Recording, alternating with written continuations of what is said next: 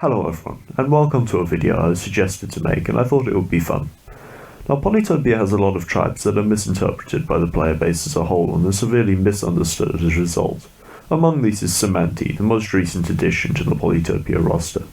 This particular tribe is one of the most dominant at the moment, and as a result many players find it difficult to play against them. So, how does the player counter Cymanti? I have devised a strategy for dealing with Cymanti that I think is reasonably effective. Once again, I must give a cautionary message though. This strategy will only be effective if the player using it can innovate, and only in certain situations at that. Cyamnti is considered S tier precisely because it has no specific crippling weaknesses at any phase of the game whatsoever. With that being said though, let's discuss the counter to Cyamnti. Cymanti are a tribe that rely on spam in the early game, and in the later game they shift to using heavier units, namely the Dubux and the Centipede. When dealing with Cymanti players, you must be sensitive to which phase of the game you're in and deal with the tribe accordingly. Therefore, my first tip in dealing with the Cymanti player, especially if they're a bot, is to research chivalry as quickly as you reasonably can, to punish the spamming of hexapods and wipe out fighties and other light units fast. One caution I must give though is that hexapods even can render a knight almost useless if they're able to attack first, due to the knight's low defense and the movement restriction incurred by mobile units if other units sit next to them. Therefore, follow the normal knight rules of thumb. Do not allow them to be attacked first, and only promote to veteran after the attack chain is finished.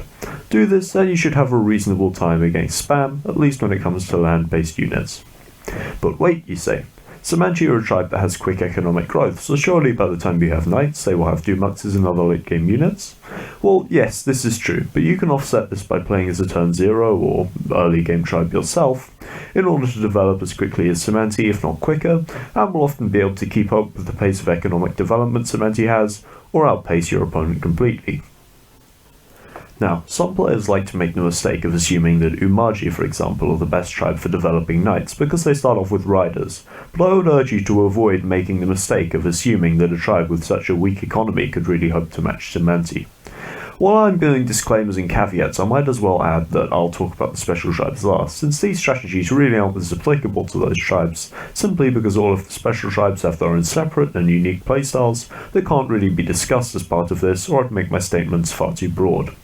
Another thing that applies when dealing with Cymanti is you shouldn't particularly bother with city walls. The defense bonuses walls give you just won't be effective against any poisonous Cymanti unit, including the popular 5G and of course the Centipede super unit, so you'd be far better off simply getting stars and building an extra knight or upgrading another city.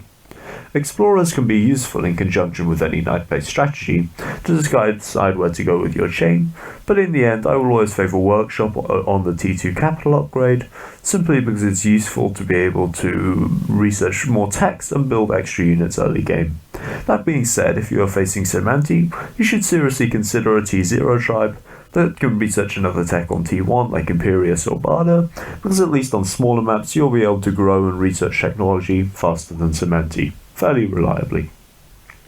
As for when you first research chivalry, I suggest that it be on turn 1 to 4 that you first research riding, for the simple reason that riders can help the player explore territory around the capital reasonably well and very quickly.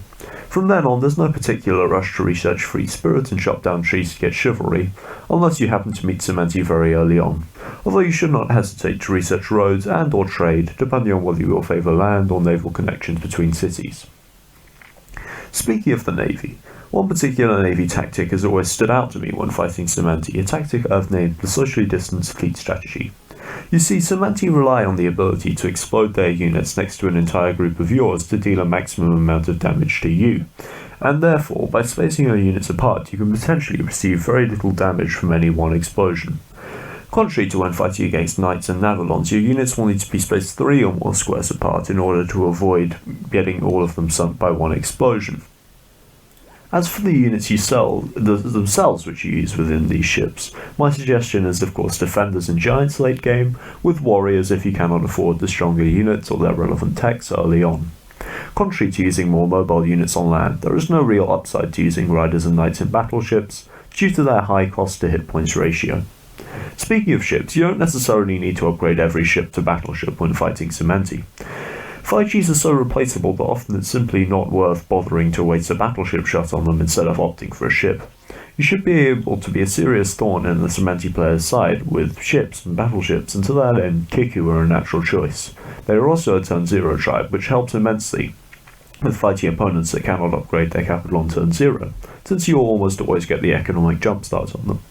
Before I wrap this video up, I wanted to come back to special tribes, and here I've included human tribes that nonetheless have a very certain strategy to them, such as Vengir. Starting with Vengir, the same applies with Vengir versus Cymanti as with Vengir versus every other tribe. Vengir will always be dominant early on, but never have the capacity to fight into the later game, and thus are only really an option on small maps, not to mention that Vengir swordsmen are often crippled by poison. As for Aquarium, they're an interesting option that I really need to look into more. Aquarium's late game naval potential, if they, and only if they survive the middle game and the early game, could hypothetically make Aquarium an option on larger maps, where Cymanti units can easily be mopped up by cheap amphibians. Well, perhaps we found a use for Aquarium after all, and perhaps they won't be a complete meme tribe anymore.